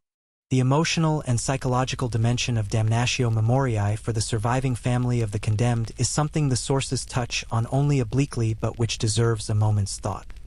In a culture where ancestor veneration was a genuine religious practice, where the imagines, the wax portraits of distinguished ancestors, were kept in the family home and displayed at funerals, where the accumulated honor of your family line was a real and operative part of your social identity, the erasure of a family member's memory was an attack on the entire family's sense of itself. To have your father's name chiseled out of stone was to have part of your own identity chiseled out. To have your brother's face scratched from a painting was to be told that your grief, your memory, your love was officially void. There is a quieter category of social destruction that existed alongside formal exile and damnatio memoriae, worth mentioning before we leave this territory. The designation of infamia, infamy, or more precisely the legal status of being infamous, was applied to a range of persons whose activities or convictions placed them outside the full protection of Roman law and social respect.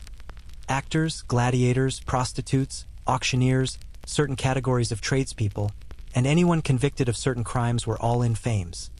Persons of degraded social standing who could not hold public office, could not represent others in legal proceedings, could not serve in the legions, and whose testimony in court carried reduced weight.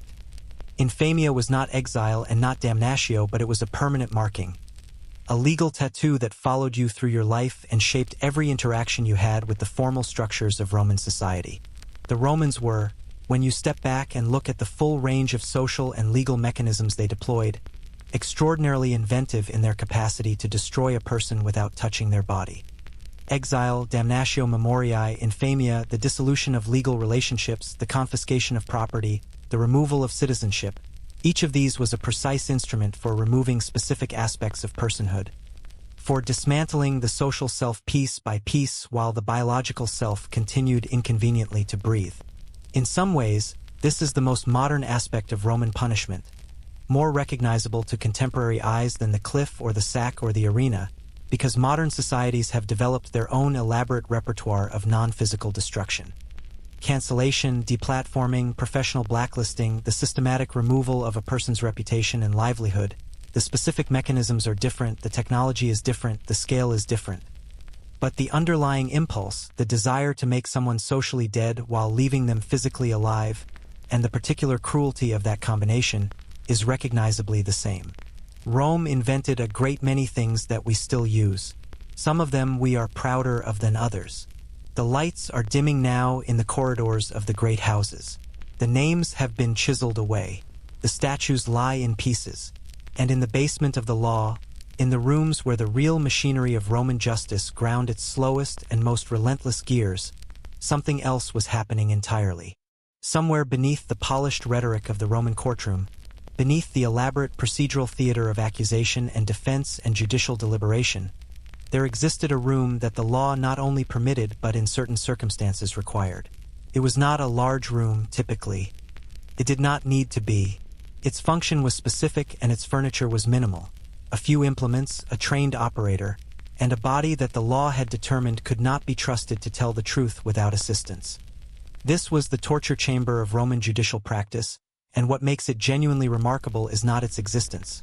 Torture has appeared in legal systems across human history with depressing regularity, but the extraordinary intellectual effort that Roman jurists devoted to theorizing, systematizing, and debating its proper application. Rome did not merely torture. Rome philosophized about torture with the same rigorous analytical energy it brought to property law and constitutional procedure, producing a body of legal writing on the subject that is by turns clinical, contradictory, and deeply revealing about the fault lines running through Roman civilization. The Latin term was quaestio, literally, a question or an inquiry, which is one of those linguistic euphemisms that tells you everything about how a society prefers to think about something it cannot entirely defend. Calling it a question made it part of the rational process of judicial inquiry, a method for eliciting information, a tool of epistemology rather than a tool of pain. The Romans were not unique in reaching for this kind of euphemism. Legal and political systems across history have shown remarkable creativity in finding neutral-sounding terms for coercive interrogation, but they were unusually explicit about the gap between the euphemism and the reality, because their legal writers actually discussed that gap in considerable detail and were not entirely comfortable with what they found on the other side of it. The foundational principle of Roman judicial torture, stated with absolute clarity in the legal sources, was this: it applied to slaves, not to free persons. This was not a peripheral rule or a matter of practice. It was a constitutional bedrock of Roman legal identity. The free person's body was, in the language of Roman law, their own. It could not be subjected to judicial coercion without due process, without the protections that citizenship conferred, without at minimum the theoretical right of appeal we discussed at the outset of our journey tonight. The slave's body, by contrast, belonged to their owner and by extension to the state when legal proceedings required it, and the slave had no legal personhood that placed their body beyond judicial reach. What made this principle legally significant, and practically consequential in ways that shaped thousands of actual legal cases, was the Roman rule about slave testimony. A slave could not give testimony in a Roman court in the ordinary way that a free person could. Slave testimony was not recognized as legally valid evidence unless it had been obtained under torture. This was not because Romans were casually sadistic about it, though casual sadism was certainly not absent from the practice. It was because Roman legal theory held that a slave, lacking the social bonds and independent legal identity that gave a free person a stake in truthful testimony, could not be trusted to tell the truth voluntarily. Only the physical compulsion of torture could, in theory, overcome the slave's natural inclination to protect themselves and their owner through deception.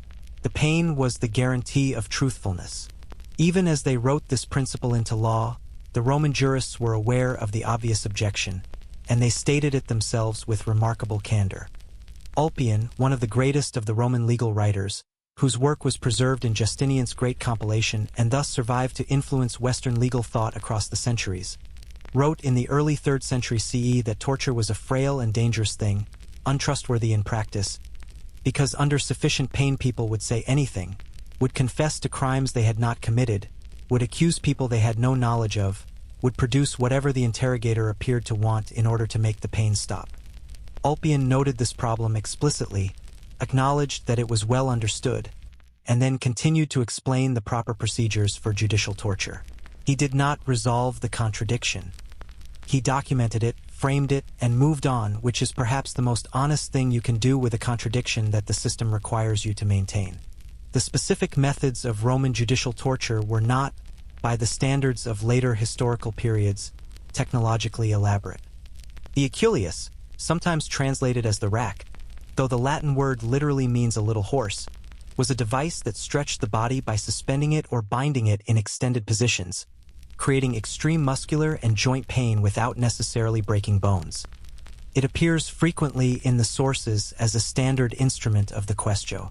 Flogging, that flagellum we have already met, was applied in interrogation contexts as well as in punitive ones. Fire in various forms appears in accounts of torture, as does the application of heated metal. The Romans also used sleep deprivation, extended binding in painful positions, and combinations of these methods in sequences designed to erode resistance over time. The application of torture was supposed to be overseen by the magistrate conducting the case, not left to the unsupervised discretion of the actual torturers, who were typically public slaves employed by the state for this purpose. The magistrate was supposed to calibrate the process, to ensure that it was sufficient to overcome resistance but not so extreme as to produce death before a confession was obtained, which was both medically wasteful and legally inconvenient. There were, at least in theory, rules. You were supposed to start with milder methods and escalate only if necessary. You were not supposed to torture a slave who was clearly too elderly or too ill to survive the process. You were not supposed to torture children below a certain age. These limitations appear in the legal sources with the same matter-of-fact tone as regulations about any other judicial procedure, and their presence confirms both that abuses occurred and that the system was at least nominally concerned about them. The question of when torture could be applied to free persons, as opposed to slaves, is one of the most contested and revealing areas of Roman legal history, because the answer changed significantly over time and the direction of change was not reassuring. In the early Republic, the exemption of citizens from judicial torture was robust and relatively well enforced. As the empire developed and the social and legal distinctions within the citizen body became more pronounced, a new category emerged in Roman law that formalized something that had probably been happening informally for a long time: the distinction between honestiores and humiliores, the more honorable and the more humble, the upper and the lower classes of the free citizen population. This distinction, which became explicit in legal texts of the 2nd and 3rd centuries CE, effectively created a two-tier system of legal protection even among free persons. The honestiores, senators, equestrians, soldiers of certain ranks, local aristocrats, decurions, retained robust protections against torture and the most degrading forms of punishment. The humiliores, the free poor, small tradespeople, agricultural laborers, the urban working class, were progressively subjected to punishments, including torture, that had previously been reserved for slaves. The slave's legal vulnerability, in other words, gradually infected the lower ranks of the free population as the social distance between elite citizens and ordinary ones widened, and the legal system reflected that distance with increasing frankness. Historians still argue about the pace and extent of this shift, whether it represented a dramatic change in legal practice or a formalization of something that had always been unevenly applied, but the direction is clear. Over the course of the imperial period, the category of persons who could be judicially tortured expanded steadily, and the category of persons who enjoyed robust protection from it contracted. By the later empire, torture was a standard tool for a wide range of investigations, applicable to large sections of the population, and the theoretical distinction between slave and free body had been substantially eroded in practice even if it was formally maintained in legal texts. The crime of treason maiestas, the diminishment of the majesty of the Roman people or the emperor, had, from an early stage, a special relationship with torture that operated outside the normal rules. In cases of alleged treason, the standard protections against torturing free persons and even honestiores were suspended, because the Romans reasoned that a crime so severe, directed against the foundations of the state itself, warranted extraordinary investigative methods. In the paranoid atmosphere of certain imperial reigns, Tiberius, Domitian, Commodus, Maiestas prosecutions became weapons of political terror, and the torture chambers attached to these cases produced confessions, accusations, and chains of implication that consumed entire networks of people. One confession, extracted under sufficient pain, would name others, who would then be arrested and tortured in turn, whose confessions named still others, in a self-perpetuating mechanism of judicial violence that the Roman sources describe with horrified clarity. The Emperor Tiberius's reign, in particular, is remembered in sources like Tacitus's Annals as a period when Maiestas prosecutions and their associated torture reached a kind of systematic extreme. Informers proliferated. Accusations multiplied. The Senate, which in the Republic had been a body of genuine political power, became under Tiberius a court of compulsory condemnation, where the verdict was rarely in doubt and the process was a performance of judicial form over a reality of predetermined political destruction. Tacitus describes the atmosphere of the Senate under Tiberius with a precision that manages to be both historically detailed and deeply eerie, the senators carefully composing their faces, never sure who in the room was an informer, conducting the performances of legal procedure over an undercurrent of genuine terror. There is a detail preserved in several ancient sources about the practical management of torture in Roman legal proceedings that illuminates something important about the system's internal tensions. When a slave was to be tortured in connection with a case involving their owner, the slave was supposed to be sold to the state first, because it was considered legally inappropriate for evidence to be extracted from a slave against their owner while they were still legally that owner's property. The state would purchase the slave, conduct the torture, obtain the testimony, and then the legal proceeding would use the evidence so obtained. This procedural nicety, this insistence on the correct property relationship being established before the violence occurred, is a perfect encapsulation of the Roman legal mind. The violence was acceptable, even required, but it needed to happen in the right order, with the right paperwork, with the forms of property law properly observed. The pain was fine. The irregular title transfer was not. The women of Rome, in all of this, occupied a position that varied considerably by status and context. Free women of citizen status shared in the protections of citizenship, theoretically, but in practice were more vulnerable to extrajudicial domestic violence, the violence of the household, supervised by no magistrate and subject to no appeal, than to formal judicial torture. Slave women were fully subject to the quaestio with no gender-based exemption. Women accused of treason lost whatever protections their status provided, like everyone else.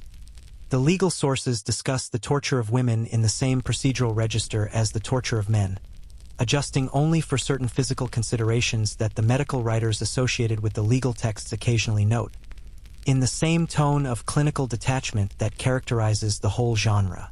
There is a moment in Pliny the Younger's letters, Pliny, who was a lawyer, a government administrator, and a genuinely thoughtful and humane man by the standards of his time, where he writes to the Emperor Trajan about a problem he has encountered in his governorship of Bithynia. He has been investigating the Christians in his province, and he is uncertain about the correct procedure. He reports that he tortured 2 slave women who were called ministry, of the Christian community, and found nothing in their confessions to justify the rumors of criminal activity that had prompted the investigation. His tone is entirely matter-of-fact. Torturing the slave women was the obvious procedural step, the correct investigative method, and its result, that nothing incriminating was found, was simply a data point. Pliny was not a cruel man. He was a cultivated, intelligent, thoughtful man, and he tortured 2 women as a routine administrative procedure and mentioned it in a letter the way you might mention a filing system. That gap between the evident humanity of the person conducting the procedure and the evident inhumanity of the procedure itself is perhaps the most instructive thing about Roman judicial torture. It did not require monsters. It required a legal system that had incorporated violence into its epistemology so completely, so thoroughly, so systematically, that intelligent and reflective people could engage with it without apparent cognitive dissonance. The question was not whether the testimony was obtained by hurting someone.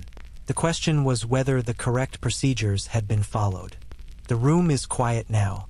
The instruments are cleaned and stored. The records are filed. The magistrate has moved on to other business. And somewhere in the city, a scribe is carefully preparing a document that will ensure that a particular man's name will be spoken for the last time very soon, and then never spoken again, at least never officially, never in polite company, never in the forms and registers that constitute the official memory of civilization. But we are getting ahead of ourselves. That scribe belongs to the next chapter in Rome's long shadow, the chapter that reaches all the way to us, sitting here in the soft dark of a night that Rome, in its particular way, helped to make. You have traveled a long way tonight. You have walked the forum in the shadow of the lictors and their fasces, felt the particular cold of the Tarpeian rock's edge, descended into the strange symbolic poetry of the Pinna Cullii, watched the hierarchy of Roman death arrange itself from the citizen's clean sword to the slave's prolonged cross, heard the crowd in the Colosseum make its collective judgment, understood the quiet annihilation of exile and damnatio memoriae, and sat in the uncomfortable proximity of Rome's torture chambers where the law and pain conducted their long, uneasy collaboration. You have spent an evening in the company of a civilization that was simultaneously one of the greatest and one of the most violent that the Western world has ever produced, and those two things were not in spite of each other. They were, in some deep and troubling way, connected. Now we arrive at the last leg of the journey. And this one, perhaps unexpectedly, leads not backward into the ancient world but forward, directly, uncomfortably, inevitably forward, into the medieval period, into the early modern world, into the 19th century, and in certain respects into the present moment. Sitting here with you in whatever warm and quiet corner of the world you have arranged for yourself tonight. Because Rome's punishment system did not die when Rome did. Traveled. Transformed. It embedded itself in the legal and institutional frameworks that successor civilizations built on top of the Roman foundations, and its fingerprints, sometimes obvious, sometimes subtle, occasionally invisible until you know what you are looking for, are distributed across the entire subsequent history of Western justice. The most direct transmission happened through the survival of Roman law itself. When the Eastern Roman Empire, the Byzantine state based at Constantinople, continued functioning for 1,000 years after the Western Empire's fragmentation in the 5th century CE, it carried Roman law with it as a living practice system. And when the Emperor Justinian commissioned the great codification of that law between 529 and 534 CE, the Corpus Juris Civilis, the body of civil law, which gathered the work of the classical jurists including Ulpian and his complicated thoughts about torture, organized it, annotated it, and promulgated it as the official law of the empire, he produced a document whose influence on subsequent legal history is almost impossible to overstate. The Corpus Juris Civilis was rediscovered in Western Europe in the 11th century, when a manuscript copy surfaced in Italy and promptly became the founding text of the new law schools that were developing in Bologna and other Italian cities. From Bologna, the study of Roman law spread across the universities of medieval Europe, Paris, Oxford, Salamanca, Heidelberg, producing generations of legally trained administrators who carried Romanist principles into the courts and chancelleries of every major European state. When medieval and early modern legal systems wanted to professionalize, to systematize, to develop sophisticated frameworks for criminal procedure and punishment, they reached for Rome, because Rome was the most sophisticated legal culture they knew about and its texts were available. What they found in those texts included everything we have discussed tonight. The hierarchical gradation of punishments by social status, the formal role of torture in judicial proceedings, the elaborate symbolic vocabulary of public execution, the concept of certain crimes as attacks not just on individuals but on the social order itself, requiring responses calibrated to their symbolic as well as their practical severity. All of this traveled from Rome's legal corpus into medieval and early modern European law, sometimes directly and sometimes filtered through the ecclesiastical legal tradition of the Church, which had its own complex and evolving relationship with Roman legal inheritance. Medieval European torture law, which developed its most elaborate systematic form in the 13th and 14th centuries in connection with both the Inquisition and secular criminal courts, borrowed its basic epistemological framework directly from Rome. The idea that confession was the queen of proofs, that torture was a legitimate method for obtaining confession in cases of serious crime, and that the procedure should be formally regulated rather than left to arbitrary application. The Malleus Maleficarum, the 15th century manual for which trials that became one of the most influential and most terrible legal documents of the medieval period, drew explicitly on Roman legal precedent to justify the torture of accused witches. Ulpian's careful discussion of the conditions under which torture was appropriate was cited in contexts its author could not possibly have imagined, applied to crimes maleficia, sorcery, that Roman law barely recognized, but the procedural framework was recognizably Roman. The public execution spectacles of medieval and early modern Europe, the elaborate scaffoldings, the choreographed rituals, the crowds, the symbolic significance attached to the method of death, the display of the body afterward, drew on a tradition of public punishment that Rome had established with such thoroughness that its influence was structural rather than merely imitative. Medieval executioners did not consciously model themselves on Roman lictors, but they operated within a culture of public judicial violence that had been normalized and systematized by Rome, whose practices had filtered through centuries of legal and customary inheritance into something that felt natural, traditional, and inevitable. The breaking wheel, the pillory, drawing and quartering, burning at the stake, hanging in chains. These medieval and early modern punishments share with Roman punishment a commitment to publicity, to the body as the site of judicial statement, to the idea that the manner of death should communicate something specific about the nature of the crime and the power of the state. The specific methods differ. The underlying grammar is recognizably the same language. There is a particular thread worth pulling here, because it leads somewhere unexpected.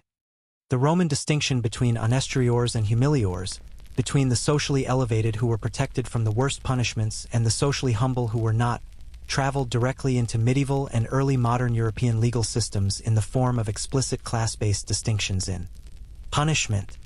In England, beheading with a sword or an axe was the noble's privilege. Hanging was for commoners. In France, the roué, the breaking wheel, was applied to common criminals while nobles were beheaded. In Germany, similar distinctions applied. The precise hierarchy varied by place and period, but the underlying principle, that your social status determined not just whether you were punished but how, was thoroughly Roman in its origins and remarkably durable in its persistence. The guillotine, when it was introduced in France in 1792 during the Revolution, was explicitly intended to abolish this class-based hierarchy of death.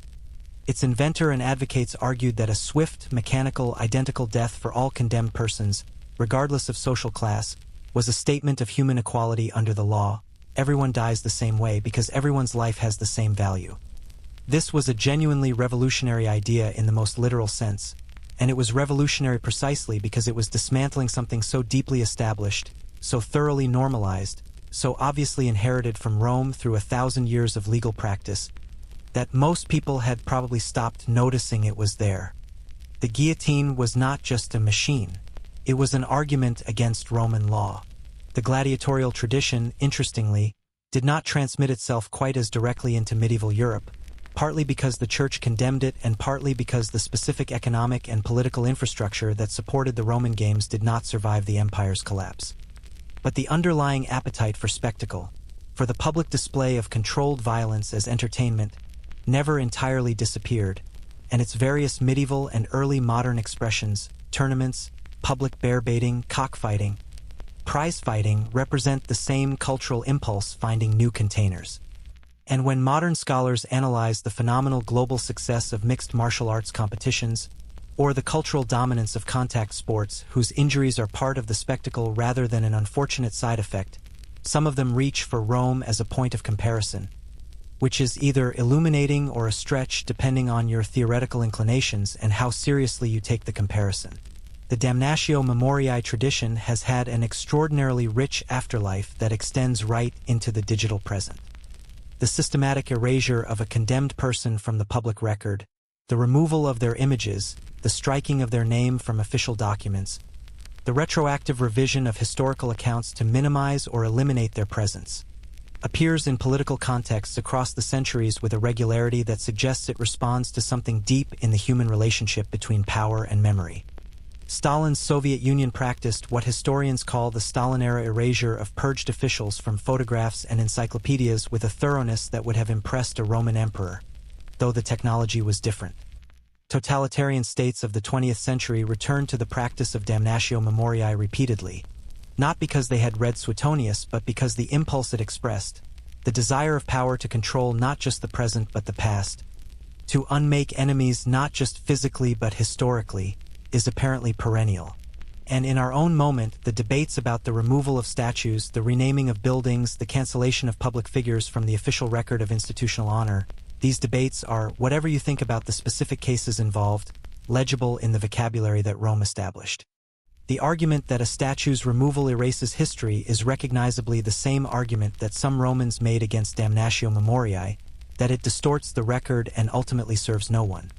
The argument that a statue's continued presence constitutes an ongoing public endorsement of its subject is recognizably the same argument that the Senate made when it voted to tear down an emperor's likenesses, that public monuments are not neutral, that their presence in civic space is a statement, and that the statement can be revoked. Rome was having this argument 2,000 years ago, and it did not resolve it, and neither have we. The exile tradition requires only a brief note here, because its modern descendants are everywhere. The legal concept of banishment, prohibiting a convicted person from residing in a specific area, whether a city, a country, or a defined geographic zone, survives in various forms in modern legal systems. Restraining orders, exclusion zones, deportation, the revocation of residency rights, all of these are, in their legal logic, descendants of Roman relegatio and its heavier cousins. The principle that the state can define the geographic conditions of a person's existence, can say you may not go here or be here or belong here, is thoroughly Roman in its formalization and has proven essentially impossible to dislodge from the toolkit of legal punishment across the centuries. Perhaps the most significant and most direct Roman legal inheritance in modern criminal justice is the one we might least expect: the presumption of innocence and the right to a defense. These principles, which appear in Roman law in various formulations and were developed with considerable sophistication by the Roman jurists, traveled through the corpus juris civilis into medieval canon law and then into the common law and civil law traditions that govern most of the world's legal systems today. When you are told that you are innocent until proven guilty, when you are told that you have the right to legal representation, when you are told that the prosecution bears the burden of proof, you are, in a very real sense, quoting Rome. The same Rome that threw people from the Tarpeian Rock, sowed parricides into sacks with vipers, crucified 6,000 slaves along the Appian Way, and developed judicial torture into a systematic philosophical procedure. This is the thing that Rome insists on, the thing it will not let you simplify. It was not a civilization of pure darkness, dispensing cruelty from a position of barbaric ignorance.